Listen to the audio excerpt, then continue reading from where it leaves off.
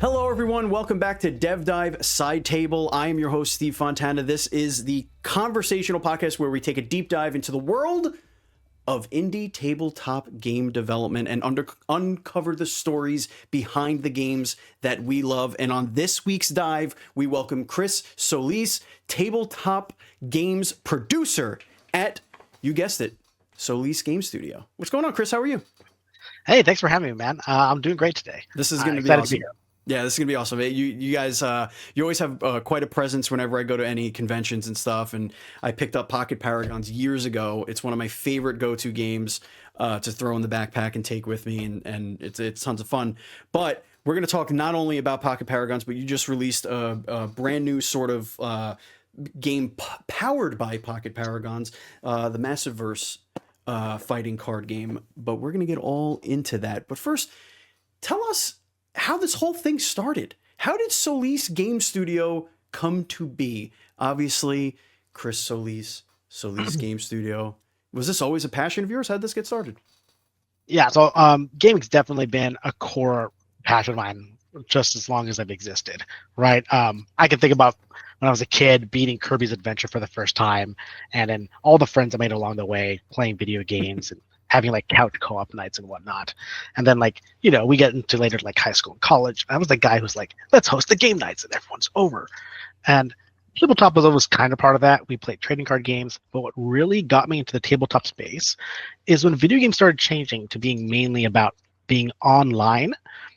And I couldn't invite my friends over to play anymore. We couldn't just have a couple drinks and play games. Right. So we got video game wise. So I got into tabletop games, and then we got deep into tabletop games. And eventually I was like, I'm going to make one, right? So it really is about community, what really brought me and why I love this space so much. Not everybody can go from, I like playing these board games and these tabletop games, I want to make one, and then go to, I've made one. So tell us about that. Tell us about how you went from the okay, this is the desire. I want to do this. I want to be a person that creates a game that everybody falls in love with and, becomes the talk of the town. And I part of my ignorance, but I don't know what that first game of yours was. So why don't you tell us a little bit about that little journey? Yeah, so the first game I made was called Terrain Odyssey. It came out in 2015, and it took about 3 years to make. And it was a game, it was a dueling game that kind of mimics the JRPG battle systems of like Final Fantasy X, right? And the whole game is you go through your deck, you get your party of 4 characters, you put them face down, your opponent does the same, and then they flip and they fight. So it's like a team comp card game. And that's the one that began it all. I started that in a different brand. It was definitely just, it was just a passion project. I didn't really expect to become a company from that point forward. Sure. But what I did notice is that by it existing, a lot of people were interested in hearing what the next one was. It was easier to get gig work about, hey, make me a video or help me with my card game. And it just started off as small little side gigs as I worked my day job. But over time, that skill set continued to grow until I felt like I had enough to branch off and do Solis Game Studio and start a company. That's awesome. And when you started it, did you start with something you created, or did you already have partners lined up to make a couple of games to kind of get Solis started? We did have a couple of partners lined up. So so when we started, our first partner with Solis Game Studio started in 2020. Is we localized a game called Frenemy Pastry Party, and it's a little family game. And that was just kind of like, hey, we're going to use this game, localize it as the first gas to get initial fans and not put too much time into development. Then after that, we followed up with the first in-house release, and that's the first Pocket Paragon set. And that came out in 2021, and we're still cooking with that one. We're eight sets in 4 years. I don't know which. I know I don't have Acquisitions Incorporated. I know I don't have that one, but I had a bunch of them, and I shoved them all in the original, the Origins box. So I don't. I have some promos in here that you were kind enough to give me a couple of years ago. Yeah, this game is well, pardon the pun, it's pretty massive. You have a lot of options here. Um, so that was kind of like the first like tent pole of Solis gaming. It was like, here's Pocket Paragons, a really easy to learn, and honestly, it is kind of easy to master, but there's so many permutations and so many different combinations that its replayability is near endless. Tell us about Pocket Paragons. How did that get started? How did your relationship with Brian kind of get started, and that all come about? Yeah. So I met Brian decades ago. We met when we were in college, like 17, 18 years old. And we've been friends ever since. And we've been gaming together for literal decades. At some point after I finished Train Odyssey, I was thinking, what do I want to do next? I wasn't thinking of it from a company perspective yet, but I was like, what do I want to work on? And I remember my friend Brian and how he had this game. It was called Rise of the Paragons at the time. And it was more of a full tabletop experience where you have your three characters and you fight, right? It took about 7 years to get from that first idea to what we released in 2021. Whoa, so Pocket Paragons is way older. Um, and at one point we were roommates, and when we were in lockdown, we're like, hey, your game, we should hammer it out. And things that we came up with were like, hey, this game kind of is over kind of quick in like 5-10 minutes, but it's a 30-minute game. What's the problem? What if the game was just 5 minutes long, right? And what if the execute mechanic, instead of doing double damage, just ends the game? And it's not a completely insane idea at the time, but those were the key moments of the game, and we shaped it around it to make what you see in Pocket Paragons now. It didn't start with a fighting game theme. I'm a huge fan of fighting games, and something I think about and love. And I was like, this card game is kind of like a fighting game. It's like a perfect information thing. And there's like a lot of philosophies from that genre that are in this card game. Yeah, that's my development contribution. And eventually we got to here. Just to distill it to the smallest idea, where this character of 7-8 cards is a full experience. Yeah, I mean it definitely works. And when you look at it and you say, wait, these characters, they all have like similar toolkits, but it's about how you're going to use those toolkits, those cards in combination, that really kind of plays it out. And it really does feel a lot like a fighting game. But before I start just going into what I love about it, tell us about it mechanically. What are people doing when they get their hands on Pocket Paragons? Yeah. So you pick a character, you put most of the 6 abilities in your hand, and you put an ultimate and a character card on the table, and you're going to choose one of those 6 abilities and put it face down on the table. Both people flip, and based on the interaction of those cards, some players will take damage and some won't. Then that card is exhausted. I can play Rest to recover my exhausted cards and get them back in my hand and gain an energy. And that energy gets me closer to my ultimate ability. And if I get that energy, I add it to my hand. That's like the core loop.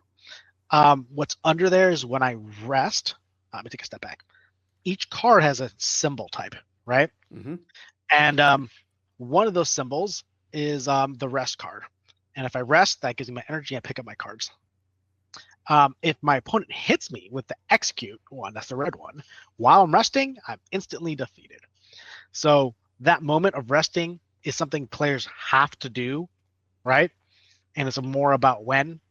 There's a pull and push dynamic here. Technically, if you use all your cards before you rest, it's the most possible damage your character can do, right? But then it'll be very easy for you to get executed. It's very predictable. Yeah. Yeah. Or maybe I rest early to mix it up more. Right. But then you're doing less damage. So that's the pull. And that's when we get into like the Yomi thought, which is basically, I know what you know. And we start thinking about those kind of moments. Yeah, it becomes almost a little bit less about what the cards do, and it's more a psychological, what your opponent's going to do. But if you know what I'm going to do, then I know what you're going to do. And then it does come down to a little bit of like, luck is not the word, because it's planned luck almost. It's like playing rock paper scissors, but you have 8 options, and one of them is an auto lose, and everybody will get very upset with you and take all your money and go home, and everybody's going to be very mad about it. But it gives you that that like edge of your seat moment every time you play. And and you had mentioned this before, but it's over in a few minutes, which makes it so much more rinse and repeatable. It's like you don't get too hung up on, damn, I can't believe, whatever. Let's move on and do something else. It's like, okay, let's get the next one. Let's do the next one. Okay, now let's do the next one. Let me see how this character works. Let me see how this one's, whatever. And it adds a ton of replayability. And of course, you said, as you said, you added so many more sets to it, so it just continues to build. It's a huge bang for your buck for any player out there looking for a game like this. And plus, you also have a solo mode for it as well, which kind of adds. And you also have, like, I think the video we're watching right now is like a 3v3 battle, which is just chaos on screen, which is wonderful. Tell us about how the different permutations, different ways people can play the game. Yeah, so there's the regular head-to-head. You pick a character, right? You fight, you beat them, you don't. Then there is a conquest mode where you pick 3 different paragons, and you need to win a game with each member on your team. So you got to pick a team of 3. Finally, there's the legacy format where you pick 3 characters. If your character is defeated, they can pass one of their abilities down, replacing an ability of the same symbol with the next one. And if that character is defeated, the second gets 2 abilities. So there's an ability share and some character customization there to try to, create a crazy kit of 8 cards. It sounds like you're only moving 2 cards, but the balance is really tight. It makes a huge difference. Yeah. It scales quite a bit. Yeah, on that. Mm-hmm. Yeah. And going back to like the weights of the cards. Yes, there's only 8, and the execute and rest is like the moment you gotta think about. But the rest of the symbols and the way they interact are that similar interaction, but at different weights, right? Like this one counters you. This one is most effective in this situation. And there's a base, like you said, rock, paper, scissors thing on the bottom of the game, Mm-hmm. and all the characters' kits are built on top of it to make those weights interesting. Pocket Paragons has 0 systematic randomness, as in like the game introduces 0 randomness. Right. The randomness comes from your opponent's decisions. Exactly. And that's more of a philosophical question. Mm-hmm. And once you can get in their head, you can cook them. There's a lot of tells, like the game's designed to be like, hey, this is your affinity move. Watch out for that best move. Or when I see what's exhausted in there, you can start thinking, they're going to do one of these 2 things. So we think a lot about the telegraph to the opponent player, so then you're more likely to get into their head, right? And that calls back to like fighting video games too. Like when you're watching the professional tournaments and stuff like that, you could see the players dissecting each other. Where, okay, this character I know has X, Y, and Z moves, but they also, the way this player is playing them, I could see they're trying to draw me in so that they could do X, Y, and Z, or they're trying to, play from a distance or something like that. And it kind of translates that to this simple 8-card setup where, okay, if you played that, these 2 options are most likely, but then there's also the wild card over here. I mean, if you're crazy enough to do that, but if you're crazy enough to do that, then I'm crazy enough to do this. And if I'm crazy enough to do this, then boom, I get the instant KO. But is it worth it, kind of thing? It really does feel like you're watching pro fighting game players, and you're kind of in that snap judgment moment there. Yeah. It's a ton of fun. It really is. I've been enjoying it for years, and I hope if anybody's watching and you haven't picked this up and you're a fan of these kinds of games, what are you waiting for? Pocket Paragons is dope. Yeah. So I want to move on now to the Massive Verse version. It's built on this Pocket Paragons system here. This came out, I think last week, maybe 2 weeks ago. I think maybe. Yeah, super fresh. Yeah, awesome stuff. You actually were kind enough to give me a copy while I met you guys at PAX Unplugged this year. The character art is amazing. Tell us how this one came to be. This is pretty special. Yeah, man. This is a really a good talk about like just being adjacent to things you want to do. I went to San Diego Comic-Con for fun, and I go to a lot of conventions. So going to a convention for fun is a rarity, and like no booth, we're going for fun. And then my buddy Crows was like, "I want you to meet these people." I'm like, "Dude, I'm on vacation. I really don't want to. He's like, no, you're I don't going. want to I'm like, work. Don't okay. make me work. He made me go, and he introduced me, and he just made this happen. It was seriously super random. And then at the time, the Masterverse people were working on. Let me give a backstory on the Masterverse. Actually, this is an indie comic book series Mhm. by several famed comic book artists and writers, and this is their self-owned IP. It's their baby. It's only a few years old, but it's also extremely good, right? These people have worked on like Power Rangers comics and stuff like that. And yeah, at this time they're only like a year or two into the Massiverse. Like we need a card game, but it needs to be non-collectible, right? And we want it to like feel like this. I'm like, Pocket Paragraphs is literally that game, right? And then like just like that day, they're like, dude, we're so in. And then we started working with them. And we worked with them to make sure the graphic design met their look. They provided the art from the comic book panels, but some of the art in the game is done by Dan Mora from the.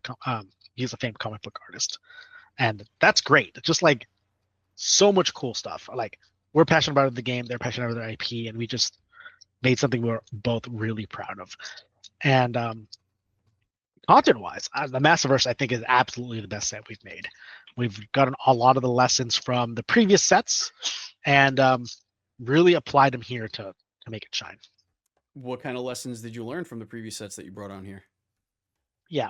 So we learned technical stuff. One, if you notice, they have like a passive and an ultimate now, when before it used to be one or the other. Mm-hmm. This solves a lot of little issues. Every character in the future will have both a passive and an ultimate now. Gotcha. So that's one of the big features. We changed the weights of some of these interactions. Like, hey, when this happens, maybe it shouldn't be this strong. Maybe this much damage is too much. Very little math stuff, right? So it has that code of pain, but also just the creativity in the characters' kits is online from their experience in the comic book, and that's a piece of creative we're super proud of too. Yeah. What was that collaboration like? So you understand how and Brian understands how the system works, and then they understand how the comic and the heroes themselves and villains themselves work. What was that collaboration like? Was it like, hey, this hero has this ability. What would this look like in cards? Or is it like, here's some of the things that our cards or our previous abilities do. Do you think any of these fit? Whatever, and we could kind of like reskin it and tweak it a little bit. Like, what was that collaboration like? It was definitely from the ground up, and it started off with Crows and Brian McKay receiving all existing content and digesting it completely. So they really truly dived in to understand the characters, and then they made fresh kits. They bounced it back to Black Narrative. Hey, this is the direction of your character. Confirm this is correct to make sure it's narratively correct. And then they loved it so much. They had very few notes. They're like, yes, you really understand this character, right? Awesome. So yeah, that's on those two. They really truly studied and took it in, and honestly over time like just became massive fans. I think Crows has always been a fan, but Brian at the time of signing didn't hear about it yet. Now is a huge fan. Yeah, right? this was my first introduction to Massiverse. Like I'm one of those comic book people that like I just can't keep up. Like there's just so much, and then I get overwhelmed, and it's like I'll just wait for the trade, and then either I forget, years later when the trade comes out or whatever. And this has really got me wanting to dive in, because I mean the art is just phenomenal, and it feels like, you could correct me if I'm wrong a little bit, but it feels like these like kind of Power Ranger-esque like suits and stuff. Like everybody has like this similar kind of vibe that they're going for. Like I'm looking at Inferno Red Girl with her Mega Man-esque almost, kind of like the Robot Masters. Radiant Black has their own little vibe going, but they're just so damn cool. Yeah, the comic book, like if I were to sum it up as quickly as possible, it's like, what if you were in your 30s and super broke and then discovered you were a Power Ranger, right? So it feels like that's the vibe of it. It's a little more mature, but still has that like fantastical energy. And the Massiverse, each of those characters has their own comic lines that are part of the Massiverse, a shared setting. That makes sense. So you can get a comic line for either of those characters, and they were written in that way to ultimately collide. So I mean, there's a lot of content out there. It's a lot. So they've been cooking with it. They did this cool like split timeline thing, and there's like 2 comic books that are similar but slightly different. There's a lot of really creative. I'm trying not to like spoil too much, but like there's some really creative things in there that have me stunned. So yeah, if you like comics, you should check it out. It's so good. Absolutely. I mean, it put it on my radar, and I like I said, I fell in love with just the art itself, and now you're telling me it's basically ripped from the panels themselves. So I kind of know what I'm getting then in that sense. Yeah. Oh, I look forward to it. I'm gonna look for some. Maybe I'll find some books. Start reading up. Do you have a favorite character? I mean, I like Radiant Black. He's just cool, and I think when you read it, he's easy to identify with when you're my age. Hey, listen, I don't think we're that far apart here. Yeah, I mean, I might be older than you. Actually, it feels like I don't know. Feel like I might be. I love the look of the Dead Lucky. I love that. I love that character. I'll show the camera. If you're listening to the audio version, go to youtube.com/IndieRift and you can check out the video version. But the Dead Lucky is a really dope look. Almost looks like a luchador mixed with like a Day of the Dead sort of. And like murder bot. Those comics can be commonly found in comic books right now. They're going hard with it. And also, you can also find the game there now because we just partnered with some comic book distributors to put our game in comic book stores. So people can be like, "Oh, that's the game," That's so awesome. I'm super excited for that. That just happened, and get more people to discover Pocket Paragons. And Pocket Paragons is super easy to like. Can you understand? So can you mix these two a little bit? I know you kind of tweaked, Massiverse to be a little bit more on its own a little bit after lessons learned, but can you mix and match a little the two? You can, and we consider them the same power levels. It's not like we consider them the same system. So yes, the answer is yes. That's cool. So you could go on a little adventure. You could bring the Massiverse and like their universe collides with the Pocket Paragon's universe, and listen, man, possibilities are endless. Love it. Yeah, and I think we have like 70 Paragons right now. It's a lot. So I don't know how many I have in here, but it's a lot. Yeah, that's awesome. Let's see here. This is great content for 2, 4, 6, 8, 10, 12. It looks like probably about 30. So who's your favorite? Oh, Jesus. You're gonna ask me to remember names. Hold on. Love the Bard. But there's because so everyone tells me when I play tabletop RPGs that you're totally a bard. You're a bard. You're the bard. You're the bard. I never played a bard ever. So, but I identify with bards. I love bards. Okay. Let me see. Rosher's dope. Jin. Look how cool this looks. Look how cool Jin is, people. Come on, this art is just phenomenal. And the best part, it's not a collectible damn game where you're just not going to get the thing you need to play the game you want to play. They're just here, and they're simple, and it's just a handful of cards, and you're good to go. And if you only want to bring 5 characters, fine, bring 5 characters. Give a couple to your friends, play for a few hours, have a good time with it.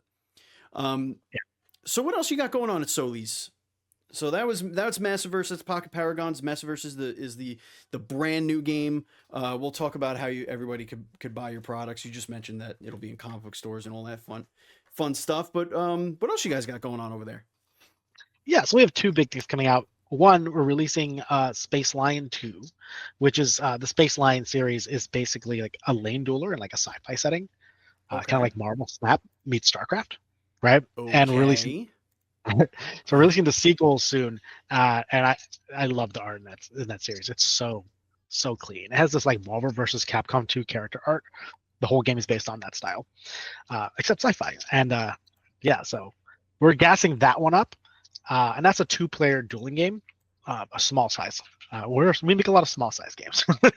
Nothing wrong with that. later we're going to do Trifold Odyssey, which is a drafting game about dueling time travelers, and that's going to be like our big flagship 500 cards in a box kind of game. Oh, That that's character awesome. Jen you were looking at is from that series. Oh, how cool. So we're super excited for it. We plan ahead pretty hard. So like, as you can see, there are Pocket Paragon sets. There's also a Space Line set for characters that are coming out later. So, like the Massiverse is a license, but we picked that license because it's from a creative team, right? That's super passionate. Right. A lot of our other stuff is worlds and settings we create ourselves that we want to develop, and they get people to be like, hey, check out this new thing. Let me show you why it's cool, right? So we're very setting based and yeah, we're settings based. Well, I mean that's what catches your eye. Like the first time I saw Pocket Paragons, I want to say it was, oh geez, it had to have been the first PAX East after shutdown, right? What was that, 2022 maybe? Yeah, something like that. I think that was when I first, and it's an eye grabber. Like you see these awesome characters, and you look and you get the demo of how to play, and you're like, wait, that's it? It's simple as that? And you just start playing. You're just like, okay, I want to try this one. I want to try this one. I mean, yeah, the IP means a lot, and I think you guys are doing a great job picking what you've been picking. Spaceline, I want to try that. I want to try Spaceline. It always intrigued me. I love the art of that one as well. I was just showing a little bit on the screen for YouTube viewers, but yeah, Spaceline 2. When are you gearing up to get that one out? That's going to be March 13th on BackerKit, Okay. and we'll start talking about it, and we're super excited for that one. Yeah. You can go to BackerKit right now. You can look for it, and has the little countdown there, so you can bookmark that. That link will be in the show description as well. This show will probably come out right around then, actually, kind of like right around that time. So that would be really cool. It'll line up very nicely. Hell yeah! All right, Chris. Now it's time. We're gonna slip into something comfortable. If you guys are hearing a honking horn outside, it's my neighbor. He's crazy. And apparently they're blocking traffic because now there's multiple horns. But if you don't hear it, great. If you're driving right now, don't worry. No one's honking behind you. You're driving great. Now it's time for rapid fire. This is where I'm going to get to know you a little bit better. And our listeners are going to get to know you, because one of the things that people seem to forget is that there are human beings that make the games we love. And sometimes those human beings are a little weird. So, to start us off, do you sleep with your socks on? No socks. No, okay. That's actually a sin to me. Like I can't. I understand. And I'm gonna stick with the sock question here. When you're getting dressed, is it sock shoe, or sock shoe? It's definitely category socks than category shoes. Yeah, that's the only way. That's the only way. Once in my life considered sock shoes. I can't imagine the scenario that would be the answer, but there are psychopaths out there that actually do this, and I think they should just be thrown in jail. Yeah, that's mad. Preemptive jail time, psychological evaluation. There's a body somewhere, and you know where it is. That's all I'm saying. Yeah. What stupid trend did you fall for in high school? Oh, dude, I don't know, dude. I was trend. Yeah, what stupid trendy thing? Like for me in high school, like those parachute pants were big, or like the chain wallets were big. We were super into like hacky sack. Okay.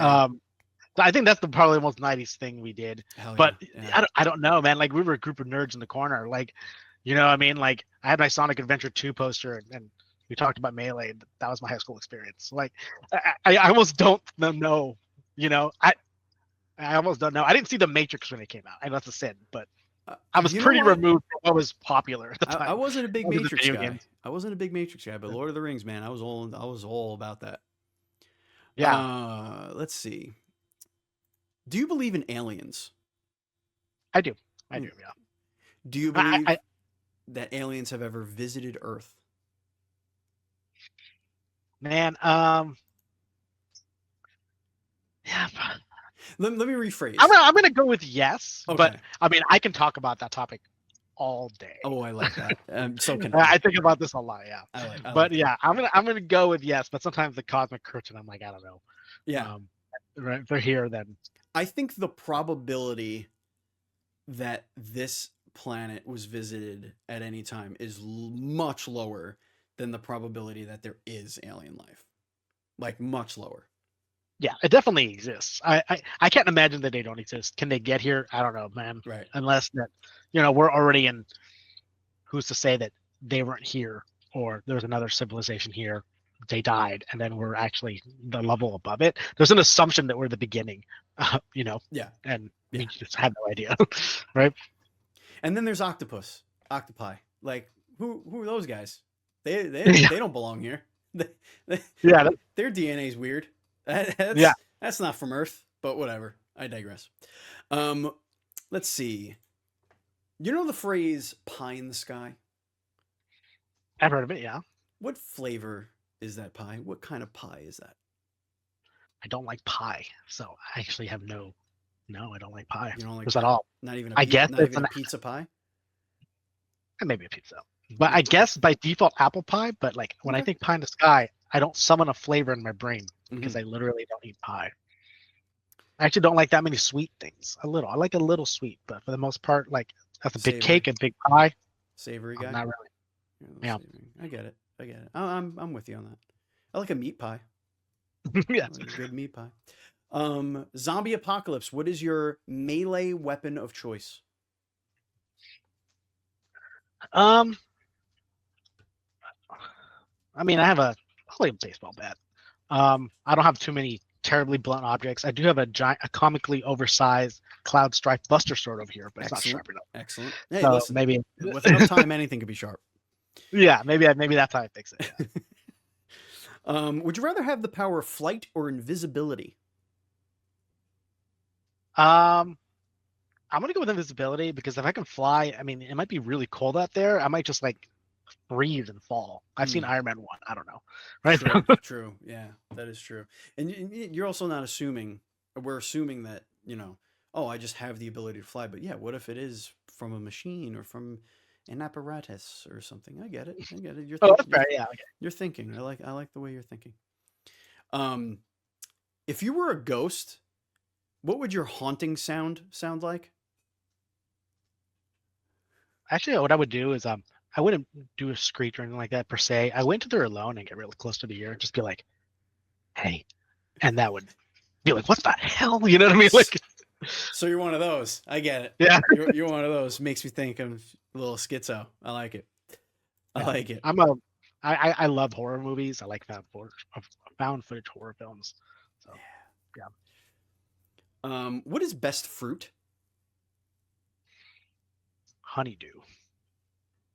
Nice. You didn't I go know for that's a sin to a lot of people. I love honeydew. you didn't go for That's the low hanging like banana, apple, orange. No, you went for the honeydew. I like that. That's good. I love honeydew so much and watermelon. Like, I'll go out and like get fruit frequently. So All right, we'll do a couple more here. Um, we'll do one more and then we'll do the ceremonial final question, which we've asked all our guests. So, um, are you smart? I'm gonna go with yes, but I spent a lot of my time thinking no. I always thought it was like pretentious to be like I'm smart, but I know how smart I am versus me telling somebody smart. I would never tell somebody I'm smart. I'm only Right, saying it right. now because you asked me on this interview, That's the point. That's right? the point Uh, of so there's a difference between smart. There's a difference between well, like I do come across as a very intelligent person, but there's also like a smart intelligent person could be dumb as hell too. Like you could just do really dumb shit, yeah, just like make stupid decisions, but know how to balance a checkbook, which I think only smart people know how to do. yeah. There's a difference between intelligence and knowledge for sure. And there's plenty of situations where I would be the dumb one that I don't have the knowledge, Sure, right? sure, sure. Like how to survive a zombie apocalypse. Yeah. With your dull Did buster I give the sword. wrong? Did I give the wrong? Did I give the wrong No, answer? there's no I wrong feel like answer. We're all I dead. feel like There's no wrong answer. I live in New York City. We're all we are the epicenter of the zombie outbreak. As COVID-19 has shown we are zero resilience to the spread of disease in this city. So That's true. The first order strategy is fortified at Costco, but thinking about pocket paragons, maybe most people would do that. That's not the first order. Correct. You want to go to, like, you got to go to the distributors themselves, maybe. I think the invisibility power is the strongest one here, because then you can Oh yeah. If we're superheroes in the zombie apocalypse, invisibility is the way to go. Or if you can like teleport, because then you can just like bam wherever you got to go. All right, final question. Let's go with Pocket Paragons. What dream IP would you want to make into their own pack for Pocket Paragons? What's your dream IP? I'll give you two answers, one for myself and one from Brian McKay, which I already know is true. Ooh. Right. And mine is so deeply never going to happen, but I'm going to say it anyways. Super Smash Brothers, right? If I can just have a set, it's 84 characters, literally the whole ultimate lineup. My dream. For Brian McKay, it would be League of Legends, which is also pie in the sky, but also probably slightly more attainable. That's way more attainable. But couldn't you, I mean, in theory, couldn't you just make that and just not sell it? Just make it as like a download that people could just print and play? I mean, we could, but like, we don't do that. We don't want people to be like, hey, SGS is making fan art. Like, I put a lot of effort to like be like, I think about the product facing thing. No, it would be from Silos Game Studios. Yeah, that's it. Silos. Yeah, Solis, S-O-U-L. Yes. We do have a lot of fan projects, and people make all kinds of weird stuff. So like, they might exist, to be honest. So, all right. Well, folks, if you're listening or watching right now, Chris wants that Smash Bros. So who knows? Maybe some talented people out there can make a little thing and throw it on the old interwebs. And don't break any laws now. But I'm just saying you could do it. Yeah. Speaking of what we can do, we could do the show and get through it. And we did it. Look at that. It's going to bring us to the end of the show. If you want to follow us on social media, we're at IndieRift pretty much anywhere you can go. You could also go to patreon.com/IndieRift. Just like our Patreon producer, Colton, the Journeyman Nestler. Thank you so much for all of your support. Chris, where could everybody find you and the games and Solis and all that other fun stuff? Yeah, if you search Solis Game Studio on basically any social media platform, you'll find me. We are super indie, so if you were to reply to one of those pages, you'll be talking to basically me directly. Our most active place is Blue Sky, so you can find us there. Hell yeah, we're on Blue Sky as well. I don't know if I follow you, but I will now. Thank you so much, Chris. This was an absolute pleasure hanging out with you this afternoon. Good luck with everything. Good luck with Massiverse. I'm gonna go pick up some Massiverse comics. That's what I'm gonna do. Hell yeah. That's what. Thanks for having me. Yeah, man. Absolutely. And when you maybe when we get that that backer kit up for your next project, we'll get you back on and talk about that. And hell yeah. We'll see how that goes. All right. Thank you so much. Thank you so much, listeners. Thank you, viewers. And as always, please be excellent to each other.